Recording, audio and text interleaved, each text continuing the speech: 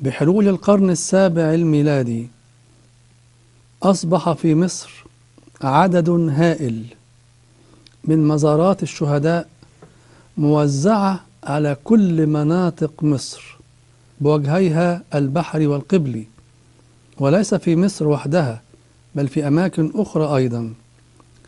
واستغل البعض تكالب الناس على تكريم الشهداء فزوروا سيرهم لتضليل الناس. فنقرأ في القانون رقم 63 من قوانين مجمع ترولو المنعقد سنة 692، وده مجمع بيهمنا احنا من جهة التأريخ. بيقول القانون إننا نمنع أن تقرأ علينا في الكنائس سير الشهداء التي زورها أو جمعها أعداء الحق للزراية بكرامة شهداء المسيح ولحمل السامعين على الجحود، ونأمر أن تلقى هذه الكتب في النار، وليكن كل من يقبل هذه القصص أو يميل إلى تصديقها محروما. نأتي إلى القرن التاسع الميلادي. كان كتاب الدسقلية معروفا عند الأقباط منذ ما قبل القرن التاسع الميلادي، مترجما إلى القبطية الصعيدية نقلا عن كتب المراسيم الرسولية المدونة أصلا باليونانية في القرن الرابع الميلادي، وذلك قبل أن يترجم كتاب الدسقلية إلى اللغة العربية عن القبطية الصعيدية في القرن الحادي عشر وأيضا في القرن الثالث عشر. فكتاب الدسقلية بيقول إيه؟ اجتمعوا بلا كسل إلى البيع التي هي الكنائس، واقرأوا الكتب المقدسة، ورتلوا على من وجد من الشهداء وكل القديسين الذين كانوا إخوتكم الذين رقدوا وهم مؤمنون بالرب. ننتقل إلى القرن العاشر الميلادي.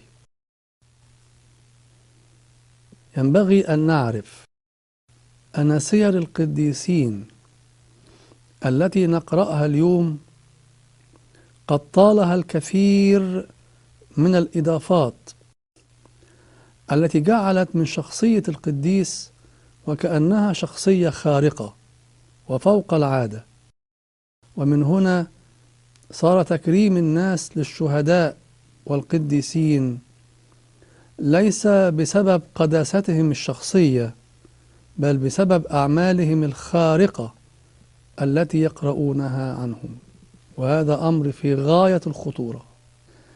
بدل ما نبقى انظروا إلى نهاية سيرتهم فتمثلوا بإيمانهم، بقينا ننظر إلى سيرتهم ملتمسين معجزاتهم.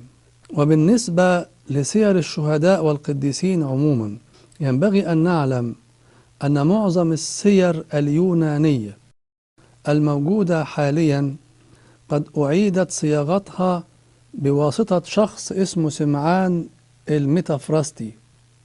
الراجل ده تنيح سنة 960 ميلادية، يعني أواخر القرن العاشر الميلادي، وهو كاتب يوناني عاش في القرن العاشر. وقام سمعان الميتافراستي بإعادة كتابة سير جميع القديسين المكتوبة باللغة اليونانية، وصاغها من جديد بأسلوبه الخاص الجميل.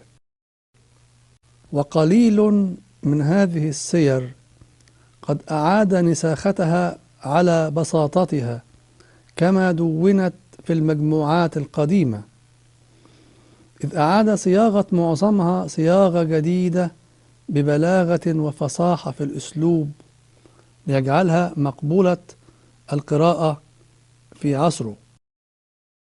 ولكن مع الأسف ضاعت منها تفاصيل كثيرة تاريخية نظرا لانصراف المؤلف إلى الاهتمام بالسرد الأدبي الرفيع للقصة، فأصبحت القصة غير دقيقة من الوجهة التاريخية والعلمية.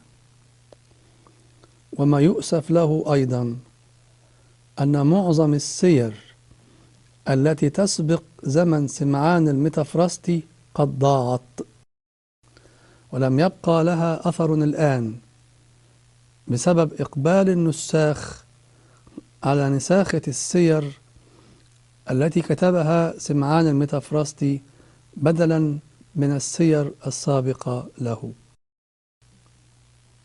هذه السير التي كتبها سمعان الميتافراستي يضمها كتاب اسمه المينولوجيون، أي تذكارات القديسين في الكنيسة البيزنطية، وهو الكتاب الذي يقابل السنكسار عندنا في الكنيسة القبطية. ولكن المينولوجيون لا يقرأ في الكنيسة بل على المائدة. ولا ينبغي أن نغفل أن جانبا من سير الشهداء والقديسين التي وردت في السنكسار القبطي قد تأثرت بهذا الميتافراستي. بنسرد كيف حدث تكالب إما على تكريم رفاة الشهداء والقديسين، وإما على إعادة صياغة سيرهم بطريقة يظهر منها أنهم أناس خارقون للعادة.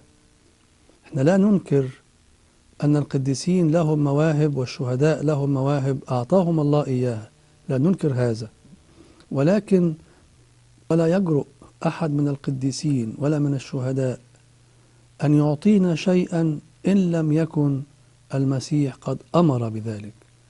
احنا بنطلب شفاعة القديس وشفاعة الشهيد عشان يؤازرنا بالصلاة لكي ننال طلبتنا التي نرجوها من الله.